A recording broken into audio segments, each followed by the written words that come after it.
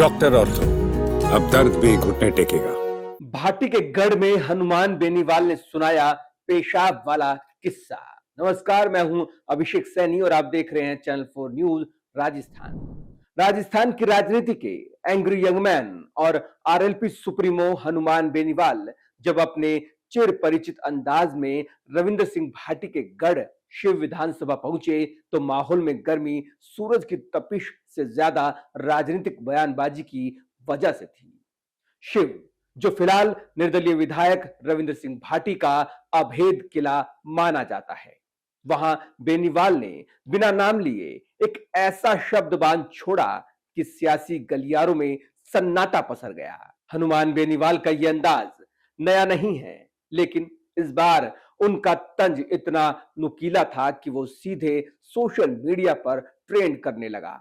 सवाल एक ही था, आखिर वो कौन था जो बेनीवाल को पेशाब का बहाना देकर गायब हो गया, जो फिर कभी वापस नहीं लौटा।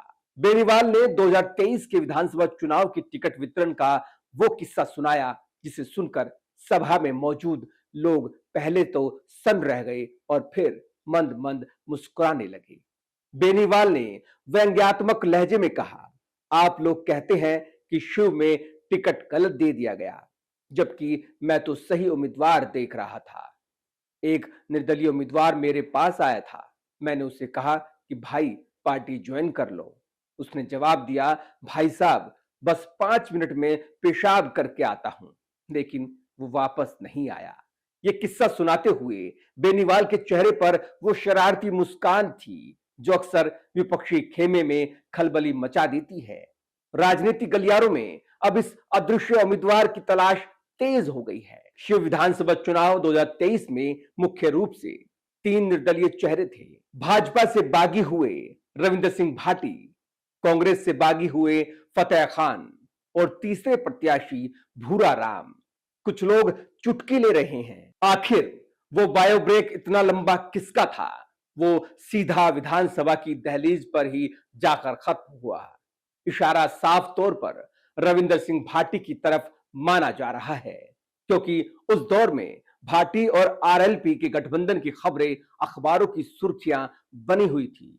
शायद बेनीवाल ये जताना चाहते थे कि आज जिसे जनता टाइगर कह रही है, उसने कभी आरएलपी सुप्रीमो के पास हाजिरी लगाई है। विधानसभा चुनाव के बाद पहली बार शिव पहुंचे बेनीवाल ने जनता की नब्ज टटोलने में कोई कसर नहीं छोड़ी। उन्होंने बड़े ही नाटकीय अंदाज में कहा कि भले ही यहां से आरएलपी का प्रत्याशी नहीं जीता, लेकिन वे शिव की जनता के लिए आधी रात को भी तैयार है। उनका यह कहना कि भाजपा की सरकार है, लेकिन आपका भाई हर काम में आपके साथ आएगा, सीधे तौर पर स्थानीय विधायक रविंद्र सिंह भाटी के प्रभाव को कम करने और खुद को क्षेत्र के असली मसीहा के रूप में स्थापित करने की कोशिश थी।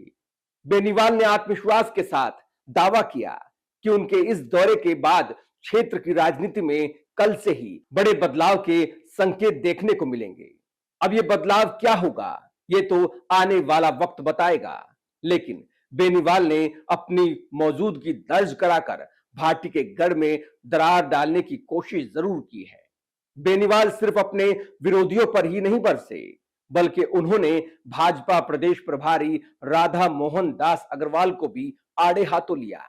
अग्रवाल द्वारा सचिन पायलट को बहरूपिया कहे जाने पर बेनीवाल ने कड़ा ऐतराज जताते हुए इसे ओछी मानसिकता करार दिया। यहां बेनीवाल ने बड़ी चतुराई से जाट गुर्जर समीकरणों को साधने की कोशिश भी की।